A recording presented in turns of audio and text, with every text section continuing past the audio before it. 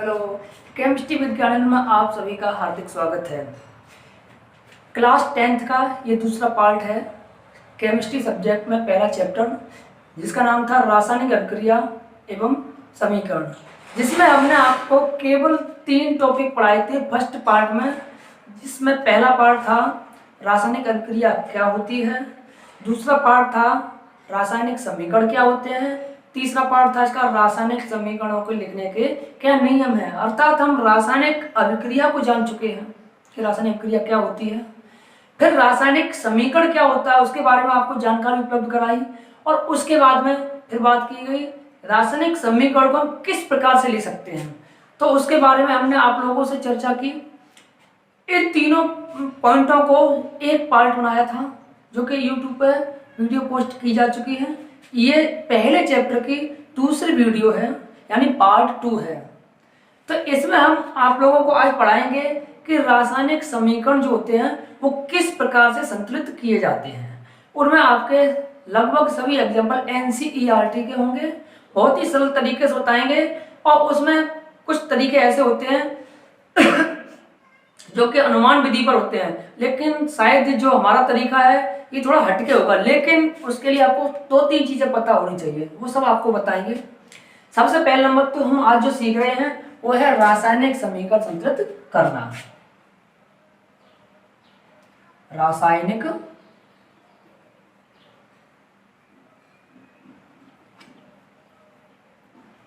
समीकरण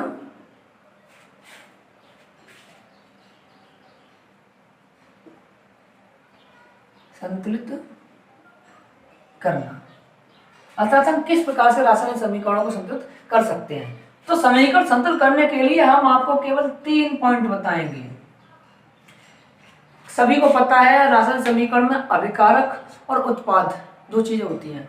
इससे पहले हम समीकरण संतुलित करना जाने, पहले हम ये जान लें कि रासायनिक समीकरण को हम संतुलित करते क्यों हैं। जब हमें यही नहीं पता होगा कि हम कर क्यों रहे भाई।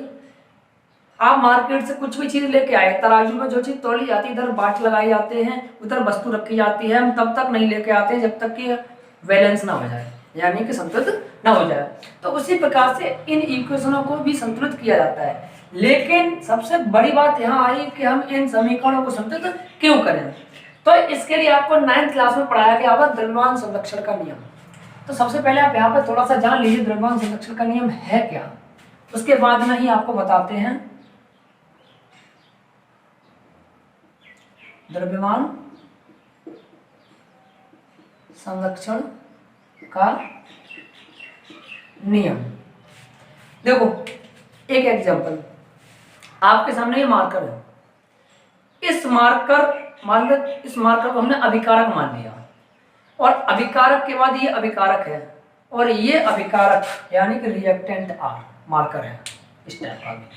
और ये क्या हुआ, ये अभिकारक इसमें कन्वर्ट हो गया प्रोडक्ट में, उत्पाद में। तो अभी तो ये है, आगे चल के इसके 2 भाग बन गए। एक तो इसका भाग हो गया कैप और दूसरा हो गया बैक पोर्शन।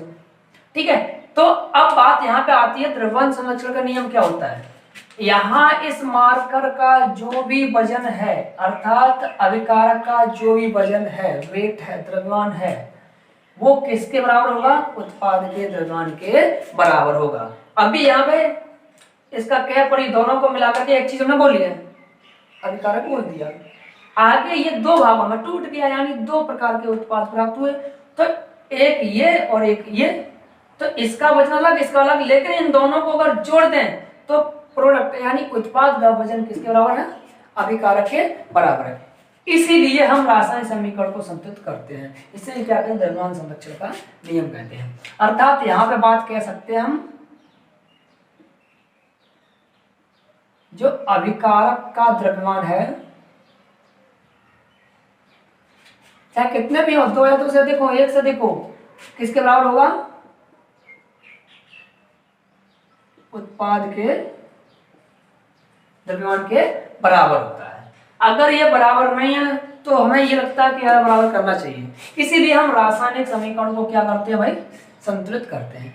एग्जाम्पल के बेस पे आप देख लीजिए, एक प्रैक्टिकली CaCO3 यह है कैल्शियम कार्बोनेट, लिखे देते हैं यहाँ पे हम कैल्शियम कार्बोनेट। और इस कैल्शियम कार्बोनेट का उसमें अपघटन किया गया, अर्थात इसे इसके पाउडर को हीट किया गया। तो हीट करने पर दो प्रकार के पदार्थ हुए, कैल्शियम ऑक्साइड और CO2, जो कि ये पहले पार्ट में आपको बताई गई है। इसे कहते हैं कैल्शियम ऑक्साइड, कैल्शियम ऑक्साइड, ठीक है। और इसे कहते हैं कार्बन डाइऑक्साइड।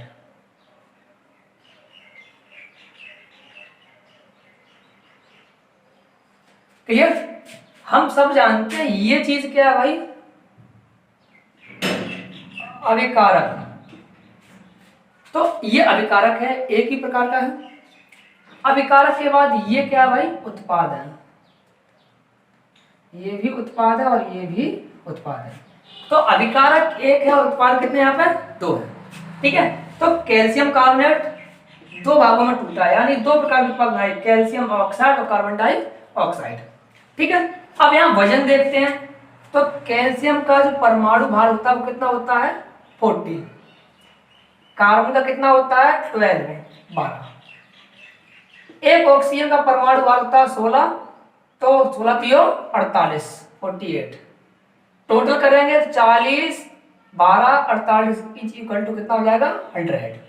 तो देखें कैल्शियम कार्बोनेट का जो अणुभार आया वो कितना है, 100। तो ये क्या है, अभिकारक। तो 100 जो भार है वो अभिकारक का, तो उत्पाद का भार भी कितना होना चाहिए, 100 ही होना चाहिए। और होगा कैसे होगा, देखें कैल्शियम का वजन कितना होता है, परमाणु भार 40, ऑक्सीजन कितना होता है 16। तो एक अभिकारक का वजन यहाँ हो गया 40 और 16 56, यानी 56 उत्पाद का। दूसरा उत्पाद में क्या है, कार्बन है, तो कार्बन का वजन होता है 12, प्लस ऑक्सीजन 2 है। एक ऑक्सीजन का जब 16 होता है, दो का कितना हो जाएगा 32 और 12 कितना होता है 44।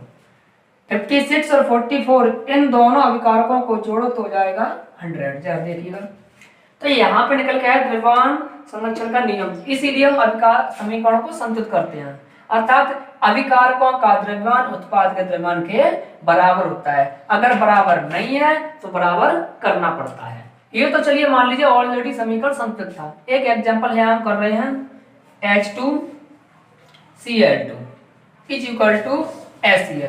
ये है हाइड्रोजन, ये है क्लोरीन, ये है हाइड्रोजन क्लोराइड गैस। तो यहां से यहां तक ये क्या है आपके अभिकारक, ठीक है। उसके बाद में HCl क्या है, उत्पाद। जरा देखें इनका वजन बराबर है क्या द्रव्यमान संरक्षण के नियम के अकॉर्डिंग। हाइड्रोजन का परमाणु भार होता है 1, तो कितने हाइड्रोजन है 2, उसका चिन्ह लगा लिया। एक Cl का वजन होता है 35.5, तो 2 का कितना हो जाएगा 71 और 2 कितना हो गया 73। इसका वजन हुआ 73, अभिकारक का वजन कितना है 73। उत्पाद का देखते हैं, H का वजन 1, Cl का होता है 35.5 बराबर कितना हो जाएगा 36.5। उत्पाद का वजन 36.5, अभिकारक का 73। तो देखिए ये दोनों बराबर है क्या, बिल्कुल बराबर नहीं है। इसका मतलब ये हुआ यहाँ पे द्रव्यमान संरक्षण का नियम लागू नहीं होता है, अर्थात ये समीकरण कैसा है, असंतुलित समीकरण है, असंतुलित समीकरण। अब ये असंतुलित समीकरण से संतुलित कैसे करें, बहुत ही सरल तरीका है। यहाँ हाइड्रोजन कितने हैं, 2 हैं। समीकरण फिर से लिख के दे रहे हैं, H2Cl2 is equal to HCl। Balance करते हैं, परमाणुओं को बैलेंस कर दीजिए, द्रव्यमान अपने आप ही बराबर हो जाता है। तरीका हम आपको बताएंगे कैसे करते हैं आगे। तो हाइड्रोजन 2 है, इसमें 2 का गुणा कर दीजिए। हाइड्रोजन 2 है तो 2 हाइड्रोजन काउंट हो जाएंगे। क्लोरीन कितनी है 2 है, तो 2 क्लोरीन काउंट हो जाएंगी, बराबर हो गया। अब देखिएगा 2 हाइड्रोजन का वजन हो गया, दोनों का मिला के 71 हो गया, बराबर टोटल कितना हो गया 73, ठीक है। अब यहाँ पर कितना था, हाइड्रोजन भी 2 है और क्लोरीन भी 2 है, तो 2 क्लोरीन 71 और 2 कितना हो जाएगा 73। अब देख लीजिए, तो अभिकारकों का द्रव्यमान उत्पाद के द्रव्यमान के बराबर हो गया, अर्थात इसीलिए हम रासायनिक समीकरणों को संतुलित करते हैं। तो द्रव्यमान संरक्षण का नियम आपको समझ में आ गया होगा, कोई बड़ी चीज नहीं है। बस आपने याद रखना है समीकरण बैलेंस क्यों करते हैं, द्रव्यमान संरक्षण के नियम को फॉलो करने के लिए करते हैं। एक बार इसका स्क्रीनशॉट ले लीजिए जी। अब बात करते हैं रासायनिक समीकरण किस प्रकार संतुलित किए जाएं, ठीक है। अर्थात इन समीकरणों को हम किस प्रकार से संतुलित कर सकते हैं। 10th क्लास के लिए बहुत ही इंपोर्टेंट टॉपिक है, और 10th ही नहीं, बड़ी बड़ी क्लास 12th में भी आपको समीकरण बैलेंस करना आना चाहिए। इक्वेशन बैलेंस नहीं है तो तब थोड़ा अजीब सा लगता है, हालांकि सही होता है, कोई दिक्कत नहीं है, लेकिन तब भी अगर बैलेंस है तो अच्छे मार्क्स तो मिलने ही मिलने होते हैं। अब देखो, रासायनिक समीकरण संतुलित करने के लिए 3 बातें याद रखनी है। सबसे पहले जो भी समीकरण हो, समीकरण में किसे बैलेंस करना, सबसे पहले धातु को, धातु को सबसे पहले संतुलित करना है, ठीक है। धातु को सबसे पहले संतुलित करें, और धातु के फिर क्या आएगा, अधातु, नॉन मेटल। अधातु को बाद में संतुलित करें, फिर उसके बाद में किसे संतुलित करें, ऑक्सीजन को, और लास्ट में किसे संतुलित करें, हाइड्रोजन को। तो नंबर 1 पे धातुओं को संतुलित करिए, उसके बाद अधातुओं को, फिर उसके बाद में ऑक्सीजन को, और उसके बाद में हाइड्रोजन को। धातुओं में एग्जाम्पल जैसे ले लें, Zn है, Cu है, Ag है, Al है इत्यादि, बहुत सारे हो सकते हैं, ठीक है, इलेक्ट्रॉन डोनेट करने वाले। अधातुओं में मान लीजिए कार्बन है, सल्फर है, ऐसे बहुत सारे हो जाएंगे, नाइट्रोजन वगैरह, ठीक। ऑक्सीजन का सिंबल O होता है और हाइड्रोजन का सिंबल H होता है। इन 4 बातों को याद रखिए। फिर हमारी बात ध्यान से सुनना, रासायनिक समीकरण संतुलित अगर आपने करना है, सीखना है, तो रासायनिक समीकरण को संतुलित करने की 4 बातें आपने याद रखनी है। अनुमान विधि हटा दीजिए, अनुमान विधि में दिमाग ज्यादा खपत होगी। तो क्या करेंगे, सबसे पहले धातुओं को संतुलित करें। अगर समीकरण में धातु नहीं है तो किसे, अधातु को संतुलित करें, अधातु कुछ ना कुछ तो होगा ही होगा।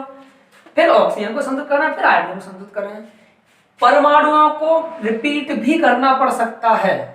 एग्जाम्पल जैसे कि यहां लिखा हुआ है भाई Mg प्लस क्या लिखा हुआ है, O2, आपकी बुक में है NCERT में MgO। Mg को अपन लोग कहते हैं मैग्नीशियम, O को कहते हैं ऑक्सीजन, तो ये हो जाएगा मैग्नीशियम ऑक्साइड। क्लियर। अब यहाँ पे इस समीकरण को संतुलित करना है। देखिए ये समीकरण कैसा है, असंतुलित है, ठीक है। अब मैग्नीशियम ऑक्सीजन, मैग्नीशियम ऑक्साइड, 2 चीजें बन गई हैं इन्हें समीकरण। तो बात कर रहे थे एग्जाम्पल की। इसमें पहला एग्जाम्पल हम लोग करेंगे Mg plus O2 is equal to MgO, magnesium plus oxygen is equal to magnesium oxide, ठीक है। अब ये समीकरण जो है आपका बैलेंस नहीं है। हमने आपको बताया है कि जो समीकरण संतुलित करना है इन बातों का ध्यान रखना है। सबसे पहले धातु का संतुलन करना है, फिर अधातु का करना है, फिर ऑक्सीजन का करना है, उसके बाद में हाइड्रोजन का करना है। हो सकता है फिर से आपको 1-2 बार बीच में चेक करना पड़े, बताएंगे अभी, ठीक है। अब जैसे कि ये समीकरण लिखा हुआ है, सबसे पहले हम धातु को बैलेंस करते हैं। तो मैग्नीशियम ऑलरेडी 1 है, तो मैग्नीशियम है, कोई दिक्कत नहीं है, तो मैग्नीशियम ज्यों की त्यों लिख दिए, ठीक है। प्लस O2 है, यहाँ O कितने भाई 2 है, और यहाँ O कितना आया है, केवल 1 आया है। अब धातु तो बैलेंस है, छोड़ दीजिए। अधातु की बात करते हैं, तो अधातु इसमें नहीं है, अभी ऑक्सीजन है, तो ऑक्सीजन का संतुलन करते हैं। ऑक्सीजन कितने हैं 2, तो 2 का गुणा कर देंगे, तो देखो ऑक्सीजन 2 हो गए, 2 हो गए। लेकिन अब इस 2 O के चक्कर में मैग्नीशियम भी 2 हो गए, 2 का गुणा कर दीजिए, समीकरण कैसा हो गया, संतुलित। बस इन बातों का ध्यान रखिए, समीकरण बहुत सरल हो जाएगा। इसके बाद में अगला एग्जांपल है Fe plus H2O is equal to Fe3O4 plus H2। ये एग्जांपल है, इसे बैलेंस करना आपने। तो इसमें क्या करेंगे, सबसे पहले बताया गया धातु का बैलेंस करना है। धातु का बैलेंस करने के लिए आप लोग क्या काम करेंगे, से हम लिख रहे हैं, ठीक है। Fe plus H2O is equal to Fe3O4 plus H2। Left hand right hand side दोनों साइड को देखिए, तुलना कीजिए। Fe यहाँ 3 है, यहाँ Fe 1 है, धातु है Fe लोहा, तो इधर कितने का गुणा करेंगे 3 का, तो यहाँ Fe 3 हो गए, यहाँ भी Fe 3 हो गए। उसके बाद क्या बचा हुआ अब देखेंगे, ऑक्सीजन का बैलेंस करेंगे। यहाँ ऑक्सीजन कितने हैं 4 है और एक 5 है, यहाँ ऑक्सीजन कितना है 1 है। इसका मतलब इधर कितने का हमें गुणा करना पड़ेगा भाई, Fe के अकॉर्डिंग 3 Fe हो गए, ठीक है, सॉरी ये O है, हाइड्रोजन है। तो यहाँ देखेंगे 3Fe plus H2 equal to Fe3 और 4 प्लस H2, तो यहाँ ऑक्सीजन कितने 4 है, धातु का बैलेंस हो गया। अधातु है नहीं, सीधा कहाँ आ गए ऑक्सीजन पे। इधर ऑक्सीजन 4 है, इधर 4 का गुणा कर दीजिए, ऑक्सीजन हो गए 4, Fe हो गए 3। लास्ट में ऑप्शन क्या आया हाइड्रोजन वाला, हाइड्रोजन कितना 4 दूनी 8, इधर है 2, 4 का गुणा कर दीजिए, 4 दूनी 8 हाइड्रोजन हो गए, 4 ऑक्सीजन हो गए, Fe भी 3 हो गई। समीकरण कैसा हो गया भाई, संतुलित हो गया। उसके बाद में अगली बात करेंगे Na plus H2O is equal to NaOH plus H2। Sodium के टुकड़े को जल में डालेंगे तो सोडियम हाइड्रोक्साइड बनता है, और कौन सी गैस बाहर निकलती है, हाइड्रोजन गैस बाहर निकलती है। अब इसे समीकरण देखें, ये बैलेंस है क्या, नहीं है। सोडियम 1 है भाई, ऑक्सीजन भी 1 है, हाइड्रोजन यहाँ 2 है, यहाँ हाइड्रोजन 1 और 2 3 है, यानी समीकरण बैलेंस नहीं है। अर्थात इस समीकरण को भी आपने बैलेंस करना है। Na plus H2O is equal to, पहले लिख लेंगे NaOH प्लस H2, ठीक है। अब देखें यहाँ बैलेंस करने के लिए सोडियम है ऑलरेडी, तो धातु तो पहले से बैलेंस है, हो सकता है रिपीट करने पड़ जाए, बताया था ना। तो सोडियम बैलेंस है, बैलेंस क्या नहीं है, ऑक्सीजन भी बैलेंस है, क्या बैलेंस नहीं है, हाइड्रोजन नहीं है। तो इधर हाइड्रोजन कितने हैं 2 और 1 3, इधर हाइड्रोजन कितना है 2, तो उधर साइड में कितना जाता है 1 जाता है। अब क्या काम करेंगे आकर के, यहाँ पूरे समीकरण को आप डबल कर दीजिए, पूरे समीकरण को डबल क्यों करेंगे डबल, क्योंकि प्रत्येक संख्या डबल हो जाएगी तो वाज्य नंबर मिल जाएगा। जैसे कि अभी बता रहे हैं आपको, यहाँ पे हमने 2 का गुणा कर दिया, ठीक। अब 2 का गुणा किया, हाइड्रोजन कितने हो गए 2 दूनी 4, ऑक्सीजन कितने हो गए 2। ऑक्सीजन का बैलेंस करना है आपको, सबका बैलेंस बिगड़ गया ना, फिर से चेक कीजिए। ऑक्सीजन का बैलेंस करना है तो आपको यहाँ पे 2 का गुणा करना पड़ेगा, तभी तो वो 2 हो पाएंगे। तो ऑक्सीजन का बैलेंस हो गया, ऑक्सीजन 2 हो गए, हाइड्रोजन कितने हो गए 2 दूनी 4, तो 2 हाइड्रोजन तो ये माने जाएंगे, 2H और 2H ये है, तो 4 हो गए। अब बैलेंस किसका बिगड़ गया, सोडियम का, 2 का गुणा कर दीजिए। बताया ना मैंने कि हो सकता है आपको फिर से चेक करना पड़ जाए। देखो पहले क्या था, सोडियम बैलेंस था, लेकिन ऑक्सीजन भी बैलेंस था, हाइड्रोजन डिसबैलेंस था, तो हाइड्रोजन को बैलेंस करने के लिए हमें जस्ट डबल करना पड़ा, ठीक है। तो केवल हमने हाइड्रोजन को बढ़ाने के लिए ऑक्सीजन बढ़ गई, फिर बैक में लौटे, ऑक्सीजन को बैलेंस किया, ऑक्सीजन के चक्कर में हमने धातु को भी बैलेंस किया। इस प्रकार से ये भी इक्वेशन कैसा हो गया भाई, बैलेंस हो गया। बस वही एग्जांपल है, 3 एग्जांपल अभी आपने किए हैं, देख लीजिए, है ना। तो इसके बाद में ये 1 2 3 एग्जांपल हो गए। इन 3 एग्जांपल में अगर आपको कोई दिक्कत हो देख लीजिए, वरना इसका स्क्रीनशॉट लीजिए फटाफट, फिर अगला बताते हैं आपको।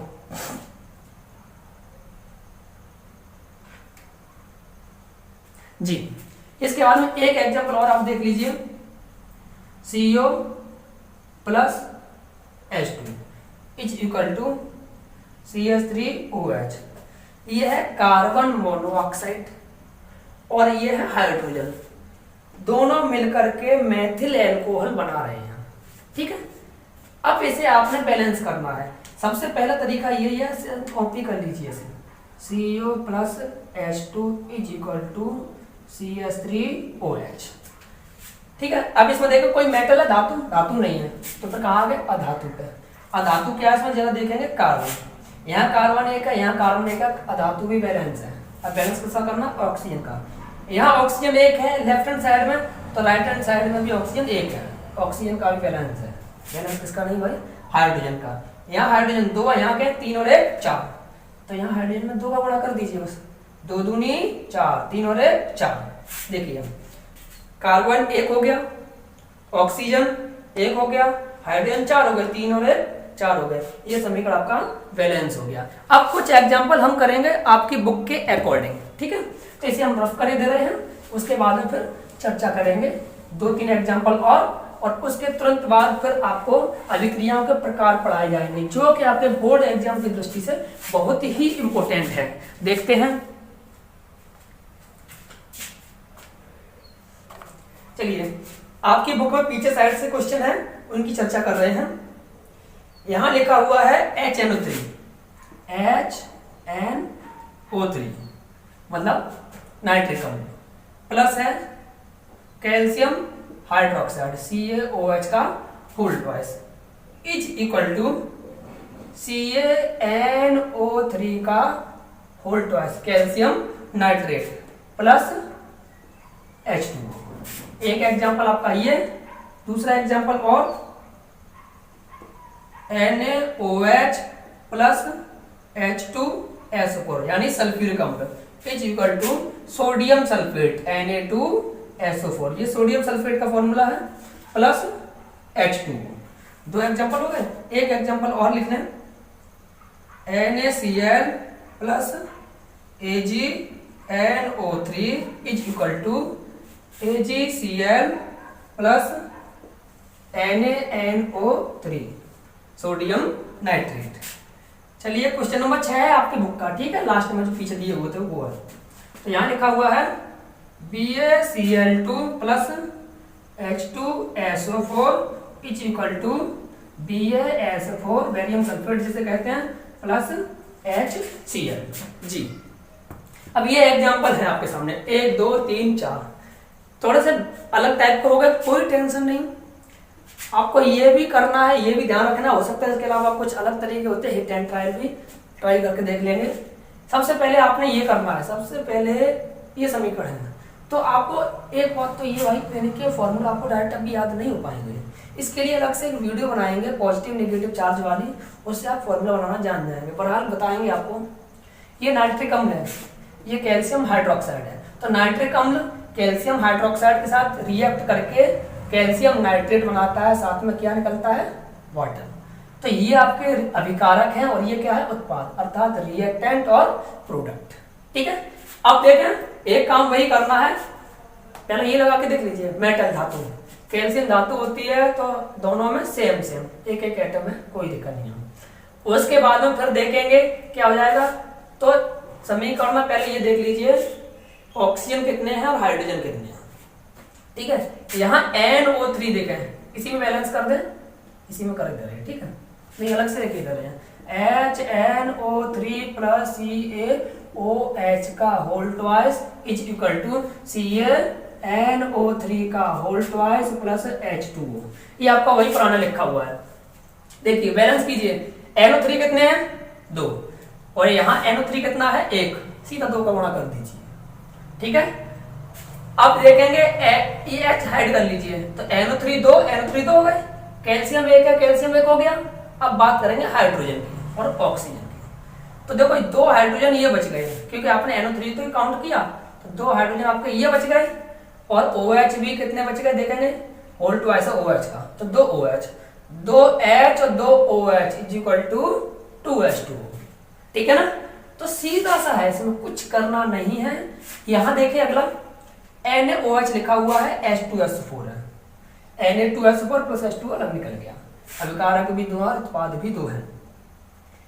यहाँ Na कितने भाई, 2, मेटल देखेंगे, सोडियम 2 है या सोडियम 1 है, ठीक है। तो आप क्या काम करेंगे, सबसे पहले तो समीकरण सेम लिख लीजिए, सोडियम सल्फेट प्लस H2O, यहाँ Na 2 है तो यहाँ 2 का गुणा कर दीजिए, तो सोडियम सेम हो गए बराबर।